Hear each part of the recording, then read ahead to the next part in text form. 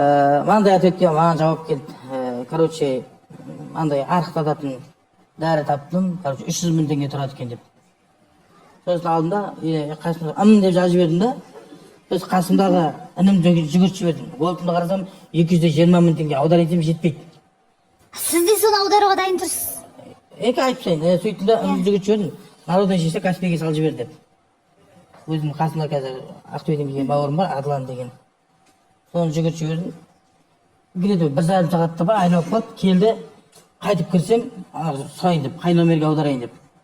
Блокқа салып тастапты бүкіл жерден. Инстаграм, ватсап. Мен не үшін екенін білмеймін. Сол блокқа салар алдында жазып өтті. Типа мен болды, енді жоба қатысушы болмаймын. Шығып жатырмын деген. Негізі Әлішер бауырымды алда сен мәрда дұрыс айтқан екенсің. Маржан қатын болмайды деп. Андайда бауысағаным. Біз бұл жерге алын айттым ғой мен.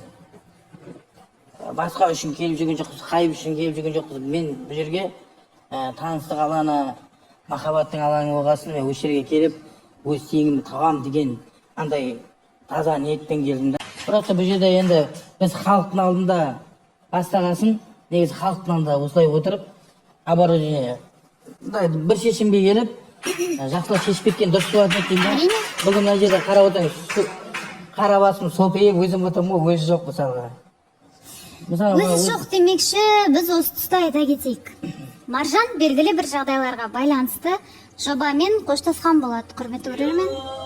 Біз де жақсы деп қабыл алдық. Өйткені түсінетіндей жағдай болып жатыр екен. Және де енді нақты не мәселе екенін айта алмаймыз. Біз тек қана сыйластықта қалғымыз келеді. Азды көпті бірге отырдық бір жерде, қаншама уақыт бірге өткіздік. Сондықтан да біз тек қана түсіністікпен қараймыз. Және де Маржан, өзіңізге айтарымыз, бәрі жақсы болсын, өз бақытыңызды тауып, бақытты болыңыз дегім келеді. Сол себепті де сізді ортаға шақырып, осы жағдайды айтқымыз келген. Бірақ жағдайдың болғанын шын айтайын, енді біз білмейміз. Араларыңызда қандай әңгіме болды дегенді енді барлығын өзіңізден естідіңіз. Жасымен түсініп тұрмын. Сен екеуің бір үйде тұрасыңдар, өзің әпшең сияқты.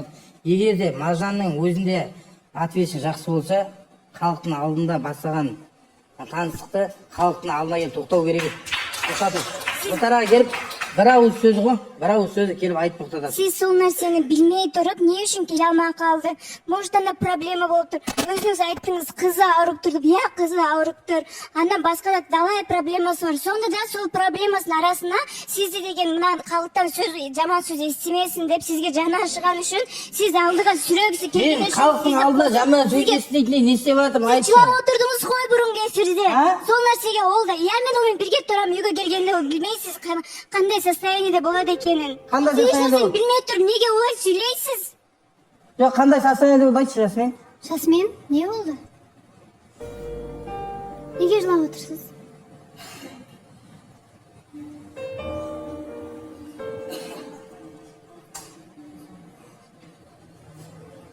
Жасмин, еңкілдеп жылап отырсыз, не болды?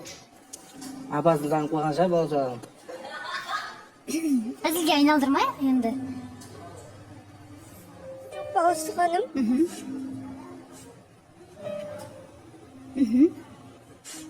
Еш нәрсесін білмей тұрып, олай сөйлегені маған ауыр тиіп тұр. Иә, ол мен әпкемде болып қалған. Неге, может, құрбы, может, әпкем деп қалай сіз олай сөйлейсіз? Аузыңызға ие болыңыз, ер адамсыз ба? Мен сіз сыйлайтынмын. Ой,